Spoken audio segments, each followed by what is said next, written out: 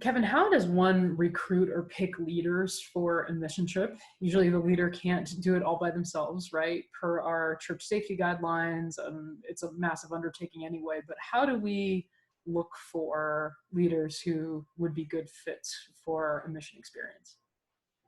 Yeah, I mean, it's so important. The trips that we do, we spend a lot of time in small groups because there are work crews, whether it's a city trip or a rural trip, and so those leaders are spending a lot of time, and sometimes there are power tools involved, and also sometimes difficult conversations, and sometimes some tricky situations, right? And so it's very, very important. So from a fundamental safe church standpoint, right? Anybody to spend time with youth has to be a member of the church for 6 months or a friend for a year. That's the way that it's written in our policy. So um, fortunately, we do have some young adults around. That's really where I go first, and I go there first because of that age gap, which is just students that are just a little bit older than high school, but of course over 21. It's just a really nice connecting point, and I always go there first before I go to parents.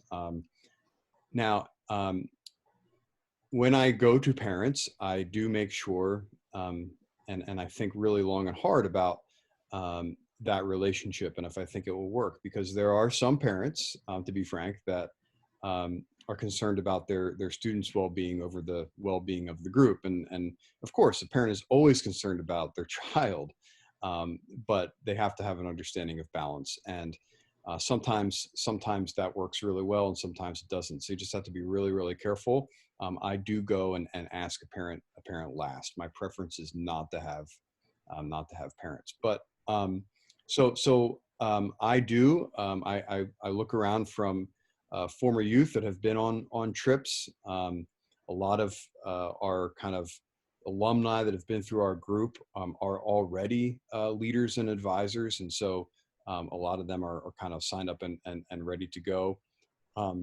One way of making sure it happens for us is I do offer for that mission board that I talked about to pay their way.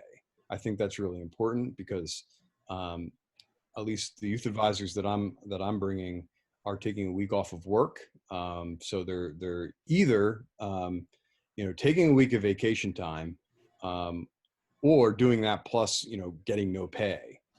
So I think it's really very important to cover their trip.